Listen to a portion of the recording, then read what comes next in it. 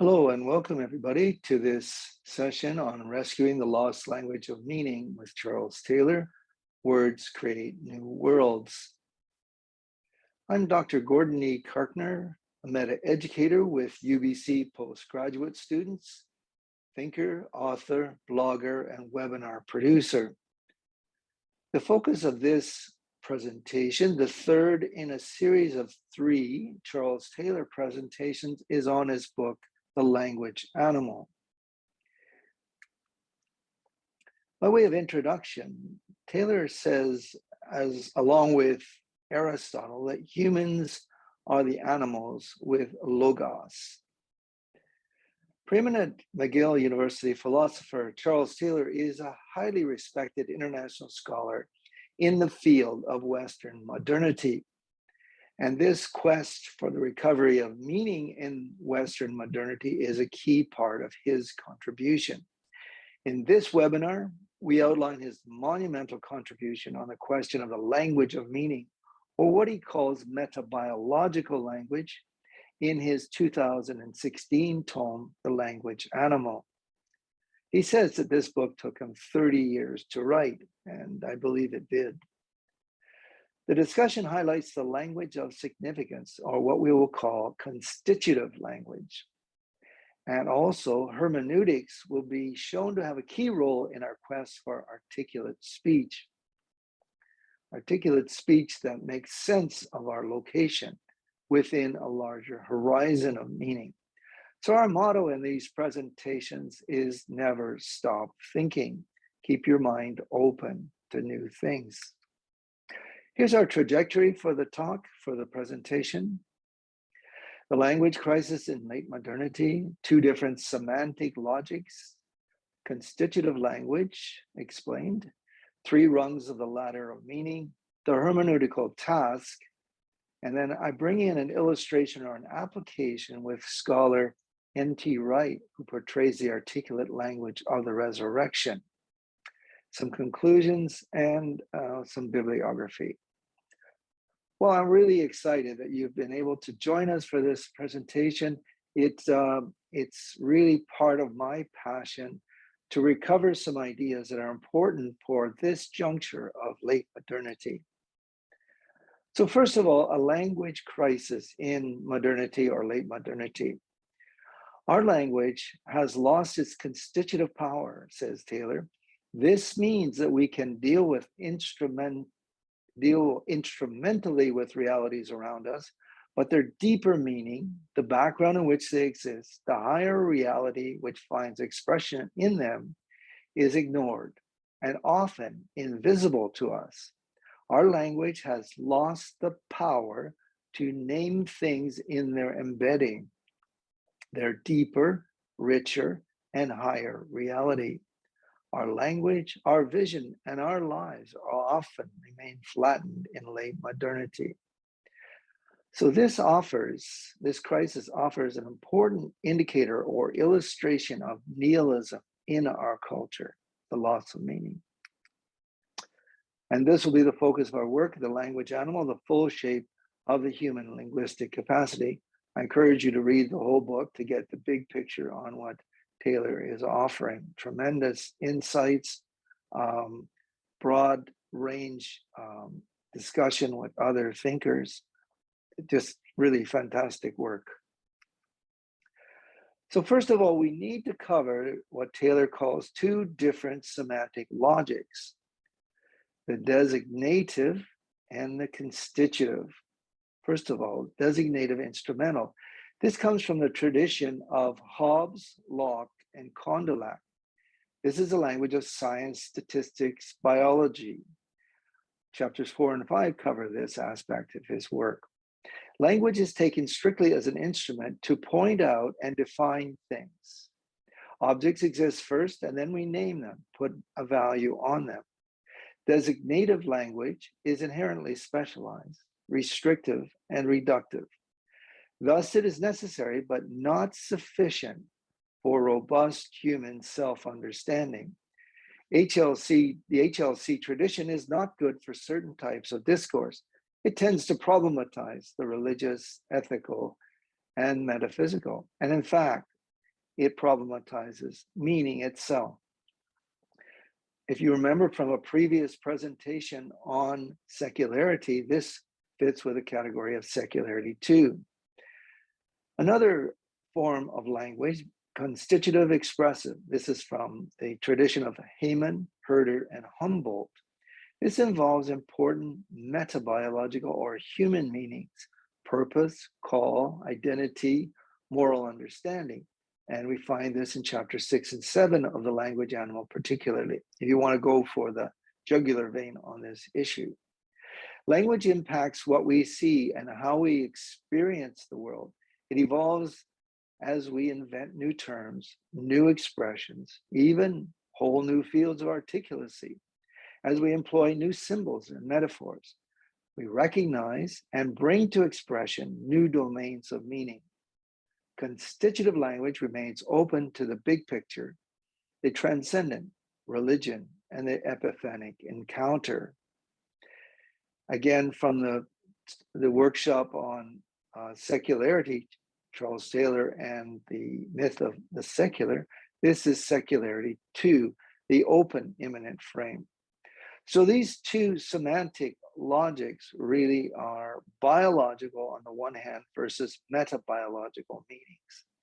And Taylor emphasizes very strongly how important it is for dialogue and coherence between these two types of language for the good of human flourishing. At the end of his discussion on constitutive language in that book, he makes an important revelation. He says, in light of all this, it is clear that the regimented scientific zone can only be a suburb of the vast sprawling city of language and could never be the metropolis itself.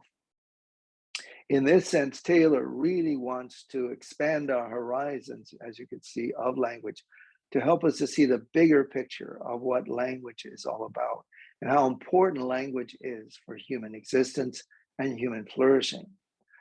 So it raises the question, then why do so many thinkers see the designative semantic logic as the most important, if not the only theory of language, as we find in the ideology of scientism?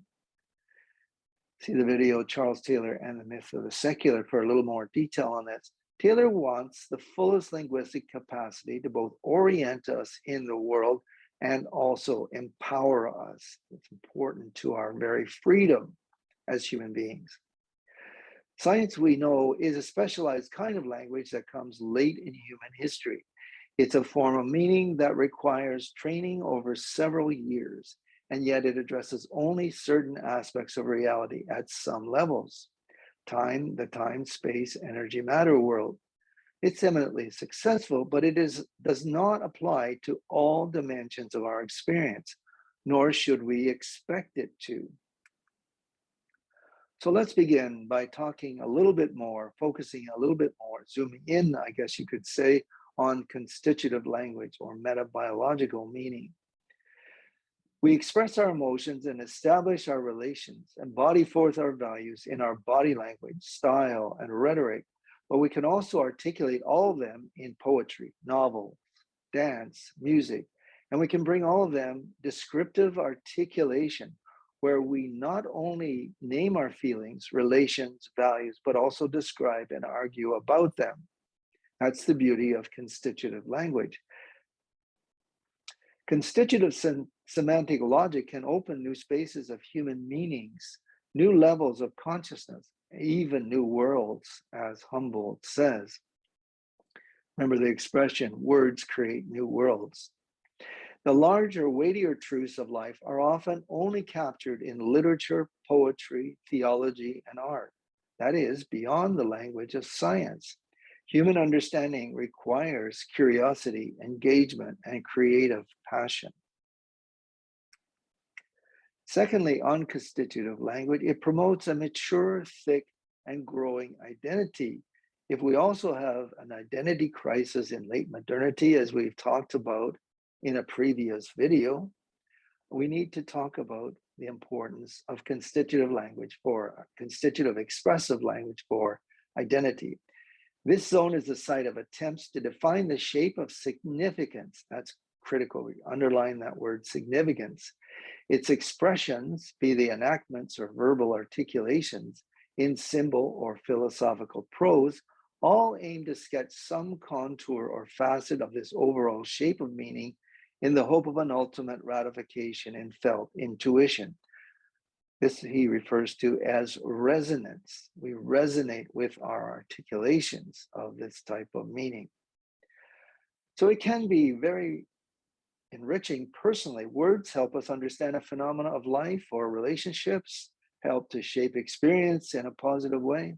The right words help us remain stable and creative amidst changes in life, the various transitions in our life. Words create new worlds for us.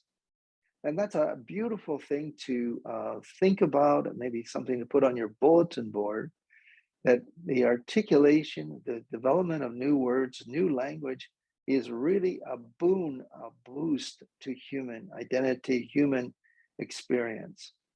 Paul Ricoeur, a French philosopher, often asked his graduate students to locate themselves. He said, when you think about your thesis, you have to ask the question, where are you speaking from?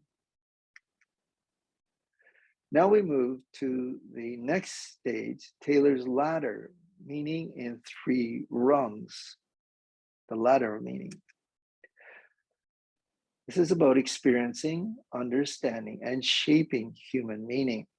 So A is enactments, B is verbal or symbolic articulation, and C is hermeneutics or interpretation. Just for a moment here on interpretation, a hermeneutical account is one which strives to make human sense of agent and action. And a hermeneutical argument tries to show that one account does so better than a rival one. Whatever meaning we attribute to the part must make sense in terms of the whole. So, in a sense, I find my place and usefulness to society within this larger scheme of things. Taylor wants to reimagine the idea of meaning through expanding our horizons. That's the real thrust of his whole work in the language animal. He wants to do that through a broader use of language, especially constitutive language. Heidegger once noted wisely that to be human is to self-interpret, and this requires fresh language. Okay, we'll go through these rungs one at a time. The first rung is what he calls habitus or enactments. This involves the everyday received culture which we were born into, a culture that we did not invent, of course, together with its regular activities, the pre-articulate or tacit elements such as enactments, embodiment, performativity, praxis, ritual. Habitus includes existential habits, relationships, and commitments within a pre-existing skein or web of meanings. This in turn occurs within a larger overall landscape of meanings. I love that term, landscape of meanings. Because the culture pre-exists us, we must perform and discover our identity within its meaning parameters. Example, weddings, bathing a child, funeral, family meal, baptism, fasting, planting a tree, justice or hospitality, like defending the homeless, repeating the Lord's Prayer, Christmas or Easter celebrations. Ritual actually can provide healing for the individual with respect to their larger social or cosmic whole. James K. Smith calls these religious or secular phenomena, calls them the liturgies of life in his book, The Nicene Option. Ritual encourages us to slow down and reflect, and that's very important. This is the whole idea of a sabbatical or a Sabbath. Slow down and think about where you're going and why you're going there, where you're coming from. It helps us to process life events that impact us, especially things like new commitments and covenants or suffering and tragedy. Next, verbal articulation, rung number 2. This includes naming a norm together with its crucial features, a code, principles, or precepts, rights, virtues to emulate, a family of values. This can also be captured by a great work of art, an exemplary life, such as Martin Luther King Jr. or Nelson Mandela, a poem or musical performance. It's called the symbolic expressive. It can involve a metaphor or a meaningful story, such as a novel. I think of Les Miserables or The Brothers Karamazov as stories or novels with tremendous amount of meaning packed into them. Robust scholarship on this topic can be found in George Lakoff and Mark Johnson, Metaphors We Live By. So articulation helps us grasp the meaning of our experience, gives us a handle on it. It is articulate meanings which animate our lives, give life to our longings and intimations. We need words to grapple with lived experience, to name things in their embedding. So language, in this sense, is the very house of our being. It's a profound statement. Some very articulate people I want to point out, and I'll give a poem by Malcolm Guite later on in the presentation. Malcolm Guite is a highly creative, articulate Cambridge University chaplain and poet. Then there's a famed singer-songwriter, Canadian singer-songwriter and guitarist Bruce Cockburn, who has lasted decades in developing an articulation of the Canadian ethos, the struggle for meaning, the struggle with life, with angst, with hope. And then there are great articulate poets, as you know some of your own, Girard, Manley Hopkins, George Herbert, Wordsworth, and others. So this verbal articulation is a critical second rung in the ladder of meaning. Let me just diverge here for a second. On this point, I want to give you some insight from a UK genius, somebody who was a speaker for us recently at UBC, where he talks about the fullness of the human imagination. Here's a couple of quotes from his most recent book, The Poetry and Music of Science. I highly recommend that. The ability to bring something new and valuable into being is a wonder. We have found the process of creation to draw on the deepest human energies, most radical thought, most powerful emotion, hope, desire, cognition, vision, dreaming, craft, skill, expertise, and passion are summoned in the task of conceiving and realizing our imagination. And it's very true that many scientists today are motivated by beauty in their equations. Second quote, art and science must both reassure and trouble, call our extension of both seeing and hearing, must both distance and immerse. Art and science share the same three springs of imagination.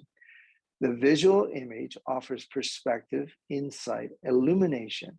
The written and spoken word bring the possibility of mimesis through the textual, the experimental, and the narrative form of story, of creativity itself, the story of creativity itself.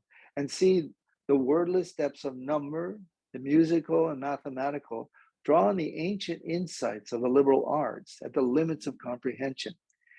These are the trinity of disciplines and of modes of creation, and transport our present longings for a fruitful and a peaceful home in the world toward a future where we are less ignorant, wiser in our relationship, but no less caught up in the wonder of it all. McLeish sees the integration story between the arts and the sciences, between constitutive and designative language usage. This is something that Taylor desires in his work. Another thing on the works of art come from the British philosopher Roger Scruton. He says this, we encounter works of art as icons of our felt potential, appropriate them in order to bring form, lucidity, and self-knowledge to our inner life. The human psyche is transformed by art, but only because art provides us with expressive gestures towards which our emotions lean in their search for sympathy. Gestures which we seize when we encounter them, with a sense of being carried at last to a destination we could not find in ourselves, thus the articulate grasp. Taylor says, the epiphanies of art increase and intensify our attraction to, commitment to, admiration of, longing for the realities they disclose. The reality changes us, revivifies something in us, just as contact with nature revitalizes us. This is the whole idea that the language of meaning is something that brings us alive, brings us to life. Art, metaphor, symbol form a key part of the articulate grasp. They captivate, enlighten us, add depth, and challenge our prejudgments. So now we move to rung number 3, the hermeneutical account. This is where we'll spend most of the rest of our time. This is the raison d'etre, the why of it all. This is where we think about our language and our habits in culture. We reflect. This involves us in discerning its overall role in our lives, our reason for, our relationship with such a moral code, the constitution, the routine praxis, or family of principles or virtues. This is the rational aspect of metabiological meaning. It requires both definition and clarification. And again, parts are always understood in terms of the larger whole. This offers a space for fruitful dialogue with others across barriers of difference and diversity. It involves cogitation of a higher sort, a philosophical or theological account of the place of these meanings in our lives, as well as their validity. And this process, says Taylor, is ongoing or continuous. I recommend this book as an introduction to hermeneutics by Jens Zimmermann, Hermeneutics, a very short introduction, Oxford University Press. One can either, but this is an important rejoinder, one can either internalize the code or the value or the value set, or question it, examine it, or resist it. So a younger generation might think, how can we live in the house of meaning constructed by our forebears, or how can we ourselves create a new one of our own? This is not a task to be taken lightly. And here we have a quote on interpretation from Jens Zimmermann. Human life is essentially an interpretive enterprise, a future-oriented movement of self-understanding within which we interpret text, situations, and other things. Heidegger once said, language is the most important medium for relating to the world. Language is what makes the world a home to us, providing the symbolic web of meaning relations that make up the conceptual map by which we interpret the world. Jens says it is the lens with which we understand the world and ourselves. It is what makes our meaningful engagement with the world possible. So that is very, very significant. So what is the hermeneutical task at the end of the day? Hermeneutics, or interpretation, is extremely important, as we've just said. It helps us make sense of human actions and reactions, responses and attitudes, behavioral causes and effects. This kind of reflection makes these humanly understandable, graspable, and palpable for us.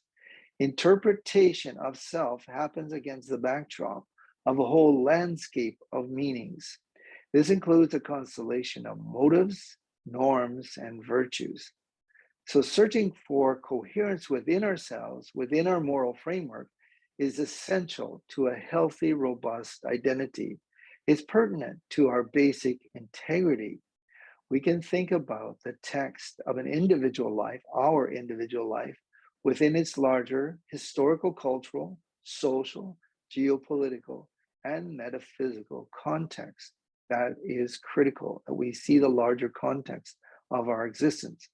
All healthy persons operate within a particular horizon of meaning. And this idea of a horizon of meaning is articulated so well by super scholar Anthony Thistleton in his book, Interpreting God and the Postmodern Self. I also give reference to his 2 horizons on New Testament hermeneutics in the bibliography. So this idea of gestalt, or that's a psychological term, one's hermeneutical take on reality, is an existential necessity. We can't avoid the hermeneutical task, and we must learn how to do it well. Here's an example of the hermeneutics of integrity. I have integrity when my words and my actions cohere, when I pursue what is really important without suffering deviation or distraction from irrelevant issues or contrary desires. The word integrity resonates with me because it bespeaks wholeness, unity. It overcomes dispersal, contradiction, self-stultification. I also recommend you see Henry Cloud's important book, Integrity, the Courage to Meet the Demands of Reality. Very practical and helpful theoretical insights in Henry Cloud. Therefore, all three rungs of the ladder of meaning interact with each other. There is a flow, entwinement, inner harmony between habitus, articulation, and interpretation. The process is ongoing. Enactments in dialogue with articulation and interpretation. It is vital to our growth as persons that our self-interpretation can be discussed, debated, and improved. This is something we can do with our friends. We do with our friends all the time, but we can do it much better with more perspicuity. And also, when we think about our moral life, our values, the virtues that drive us, the ideals in our life, we think about hermeneutics inside a moral framework.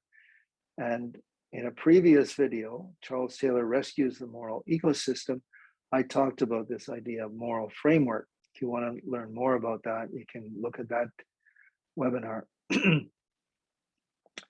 So hermeneutics in this instance is the conscious effort to figure out how all the goods within one's moral framework are at play in life, in one's larger context and story. We are called to manage our moral self, according to the goods we articulate and embrace. Again, the idea of articulation and then embrace, according to their hierarchy.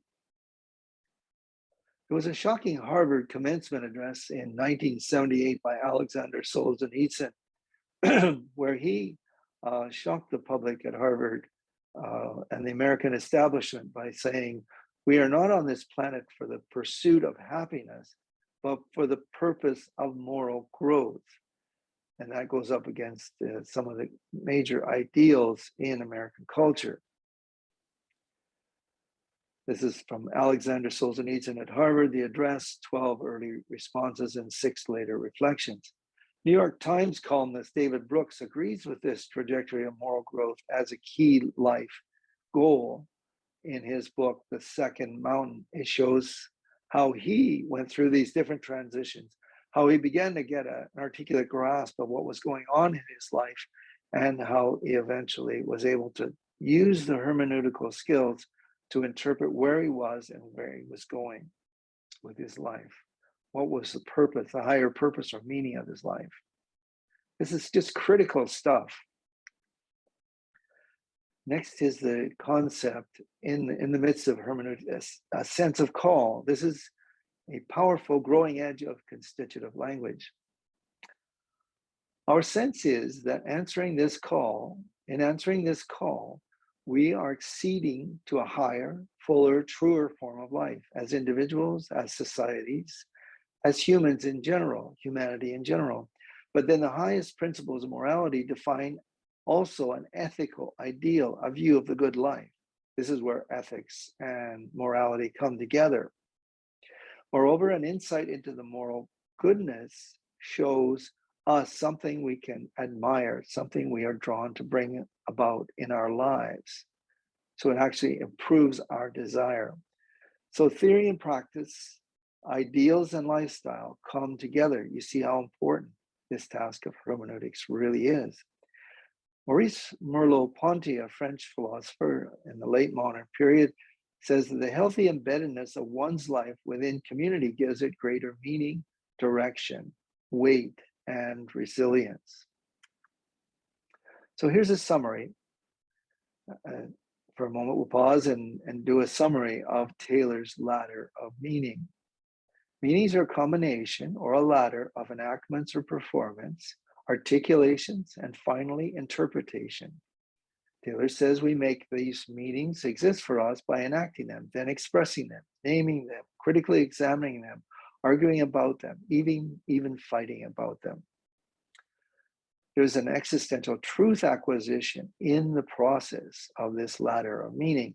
As we grow morally, spiritually, and in our identity, our maturing human or metabiological meanings involve us in seeing better, believing better, and ultimately living better lives. Certain constitutive language can inform our feelings and give us access to new domains of life. For example, I remember watching the movie 7 Years in Tibet, where Heinrich Harrer, a hiker, an Austrian hiker, meets the Dalai Lama in his journey and goes through a process of transformation, where he learns about personal responsibility, human dignity, and a commitment to peace. So that would be a good example of a story that articulates all of this process of the ladder of meaning, where actually Heinrich gets a new language to talk about his life goals, new language to talk in, a new interpretation through his dialogue with it in his friendship with the Dalai Lama. Finally, we have, so we want to implement this language of meaning. We want to put it into practice. And so I'll give you an illustration of someone who really does this in a stellar way. Tom Wright, or N.T. Wright, talks about the language of resurrection. N.T. Wright, a preeminent British biblical scholar, an expert on the historical Jesus, is really a grand pensée at St. Andrews University in Scotland. He understands the gravitas of this all. He displays a powerful, articulate grasp of the resurrection narrative of Jesus of Nazareth. He locates it in the context of the big picture of God's renewal work in the world, opens our awareness to a greater meaning recovery plus personal empowerment. The lecture below, Resurrection and the Renewal of Creation, shows the hermeneutic of a deep and weighty landscape of meaning. I'll let you look at that on your own time. There's the link. Secondly, N.T. Wright did a major series of lectures for Edinburgh, the Gifford Lectures, and his theme was Love Interprets the Resurrection. Jesus is the perfect interpretation of God, says Hans Urs von Balthasar.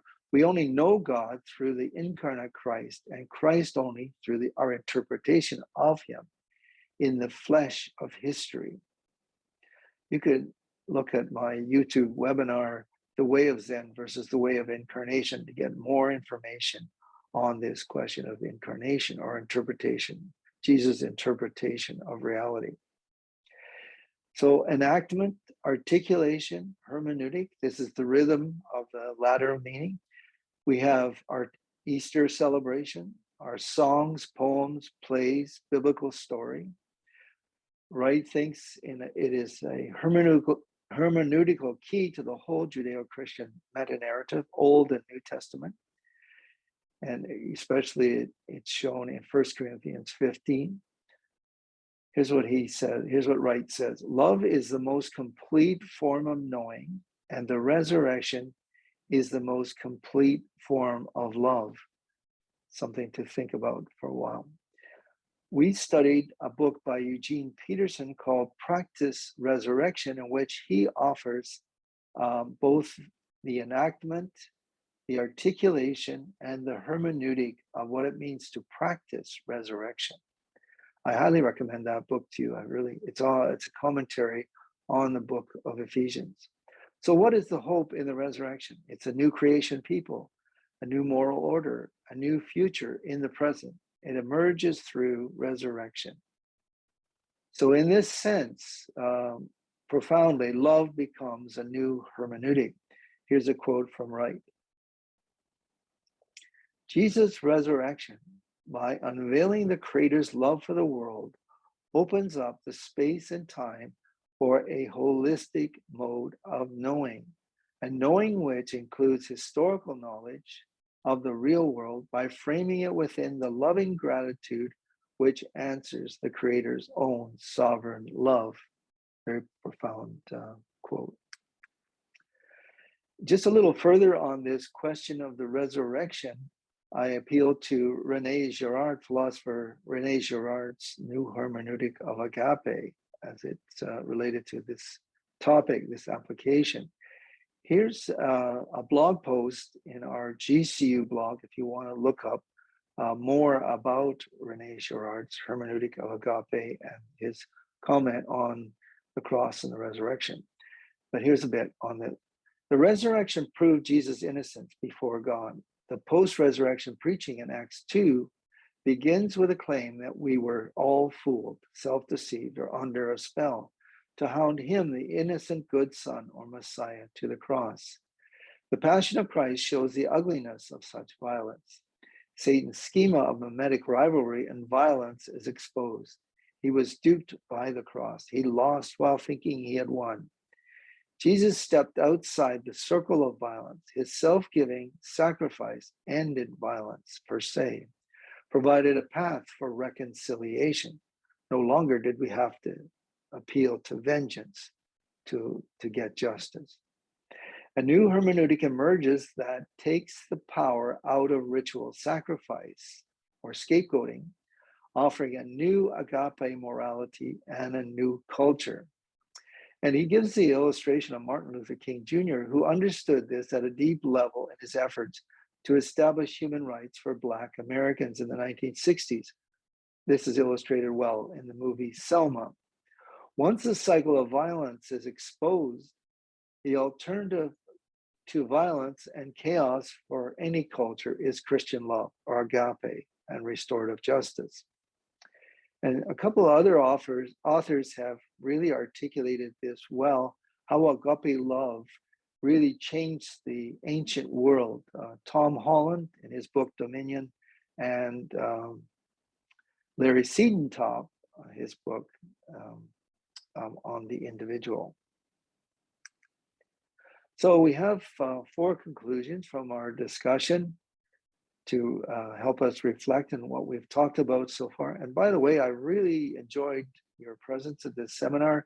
I really appreciate you, your willingness to take time out and to think along with me about this important recovery of the language of meaning in today's world. So 4 points. We have explored a radical expansion of the language of meaning, a recovery of lost language, the metabiological. We've begun our escape from modern nihilism as we reckon with the current crisis of language. That's important, that we actually reckon with the crisis. We identify the crisis and reckon with it. We find in Charles Taylor's discourse of constitutive language, people at their most robust linguistic capacity. They become more human, more alive, and realize there is immense possibility in this. In the modern quest for the rescue and renewal of meaning, the West is not without a response from its philosophical, cultural, and spiritual tradition. That is Christian agape love, as we've talked about, and the culture of resurrection, self-sacrifice and resurrection. Hermeneutics, or interpretation, as we have seen, is a necessary tool for our orientation and engagement within a richer human world and culture. And I've left you some bibliography. Some of you will want to do more research on this. You want to drill down into some of these concepts, and this will give you lots of resources to get started on that. Second group of resources. And I'll leave you with finally one of Malcolm Guite's poems, Easter Dawn, which is quite beautiful. And I'll leave you to read that on your own. Well, thank you very much, everybody, for joining me on this quest for the recovery of the language of meaning with Charles Taylor. covering the lost language. And I trust that this has been enlightening for you and helpful, that you'll be able to follow it further in your own thinking and your own life and lifestyle. So remember, never stop thinking and